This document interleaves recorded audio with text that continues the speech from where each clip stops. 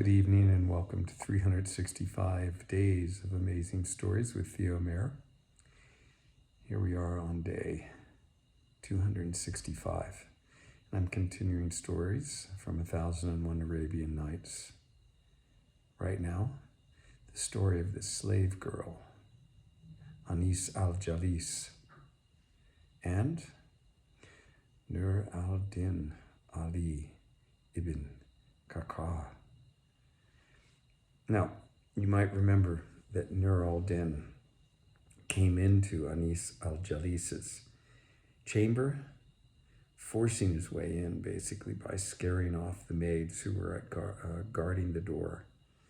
And she had just come back from her bath, which had made her more radiant and beautiful than ever. And as she was coming back, she talked with the vizier's wife and suggested that she go to the bath, which she did. So while she's alone, Anis al-Jalis is basically alone in her chamber with two small maids outside. Nur al-Din comes into his mother's chamber, looking for her. The maids tell him that she's gone to the baths. And as he's standing there, Anis al-Jalis, who is wondering, perhaps this is that young man that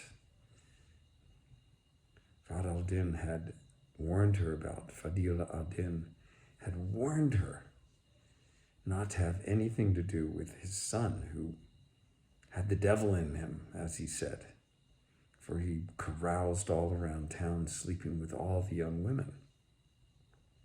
So she wanted to see if this was him. And she peeked out the door and their eyes met.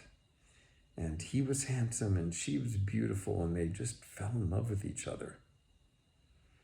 And so in comes Nur al-Din and has her. And the maids see what's happening. They start screaming and yelling. And Nur al-Din's mother hears it, rushes out of the bath and comes to see what's the matter. And she says to the maids, what are you screaming about? And they tell her, well, your son came and he frightened us and we fled. And he entered Anis al-Jalis's chamber. And we don't know exactly what happened then, but all we know is that the minute we started screaming, he came out running.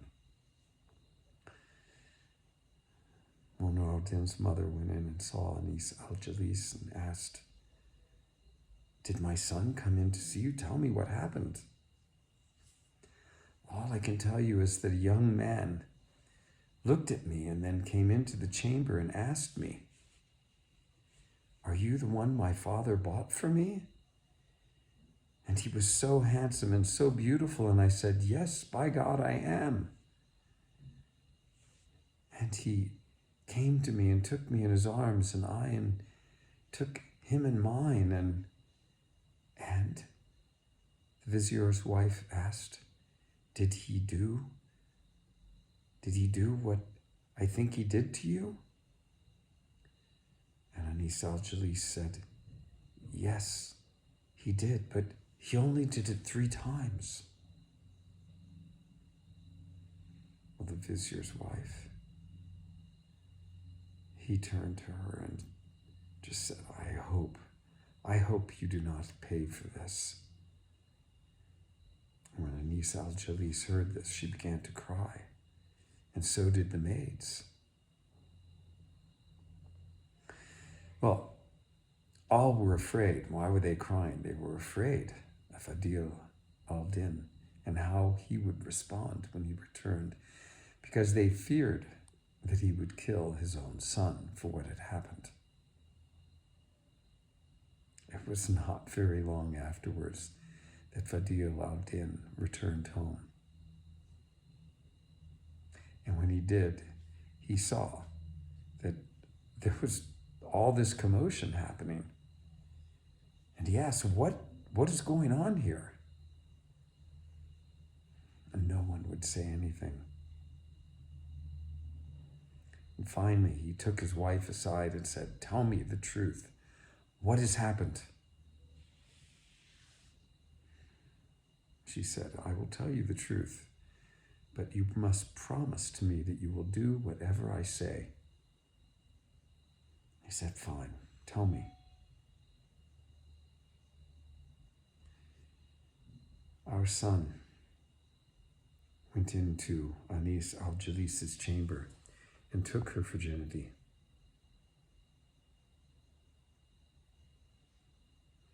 When Fadil al-Din heard this, he fell to the ground, sagging to the ground, and wept.